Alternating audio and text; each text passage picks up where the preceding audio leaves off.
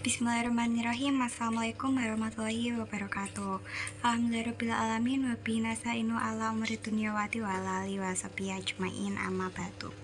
Pertama-tama marilah kita panjatkan puji dan syukur pada Allah Subhanahu wa taala yang masih memberi kita nikmat sehingga kita bisa melaksanakan perintah-perintahnya dengan baik. Salat serta salam semoga selalu tercurah pada junjungan kita Nabi Muhammad SAW, yang dengan perjuangan beliau dan para sahabatnya kita bisa merasakan manisnya iman dan indahnya Islam.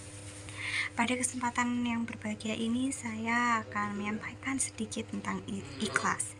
Mungkin semua orang telah tahu apa yang namanya ikhlas itu dan sering mengartikan dengan berbuat sesuatu tanpa mengharap imbalan apa-apa. Dalam agama kita, ikhlas adalah melakukan sesuatu karena Allah Subhanahu wa taala. Ikhlas sendiri mempunyai beberapa contoh, yaitu ikhlas dalam bekerja, ikhlas dalam beribadah, dan lain-lain.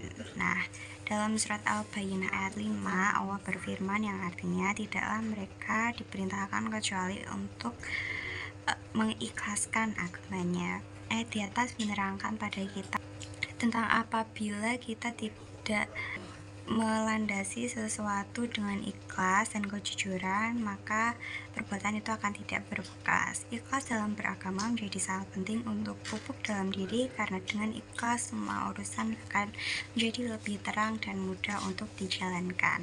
Ikhlas juga menjadi penting untuk diperhatikan karena setiap amalan yang kita lakukan akan tidak sah di mata Allah jika tidak dilakukan dengan ikhlas. Dalam hadis yang diriwayatkan oleh Imam Muslim dalam kitab Sahih Muslim, diceritakan tentang suatu perkara yang akan terjadi pada hari akhir di hadapan Allah. Nanti di hadapan Allah akan ada seorang hamba yang ditanya oleh Allah, "Apa yang telah kamu lakukan di dunia wahai hambaku?" Dan dia menjawab, "Saya berjuang dan berperang demi Engkau ya Allah, sehingga saya mati syahid." Allah berkata, "Dusta kamu, sebenarnya kamu berperang bukan karena aku, melainkan agar disebut orang yang berani. Kini kamu telah menyandang gelar tersebut." Kemudian Allah memerintahkan agar dia dicampakkan dan dilempar ke neraka. Kutipan di atas adalah contoh orang yang beribadah dengan tidak ikhlas dan mengharap selain kepada Allah. Kisah ini menjadi tamparan keras bagi kita yang masih sering beribadah atau melakukan sesuatu bukan karena Allah. Dalam beramal, ikhlas menjadi ukuran sebesar apa pahala yang kita dapat. Semakin ikhlas seorang dalam beramal, semakin besar juga balasan yang diterima. Semakin murni karena Allah dia melakukan sesuatu, maka semakin bernilai amalan itu di sisi Allah Subhanahu wa taala.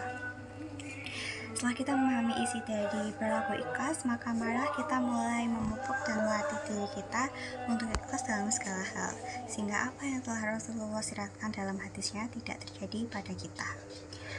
Nah, sekian apa yang bisa saya paparkan tentang Islam. Apabila ada salah kata maupun kata yang kurang berkenan, mohon dimaafkan. Terima kasih dan wassalamualaikum warahmatullahi wabarakatuh.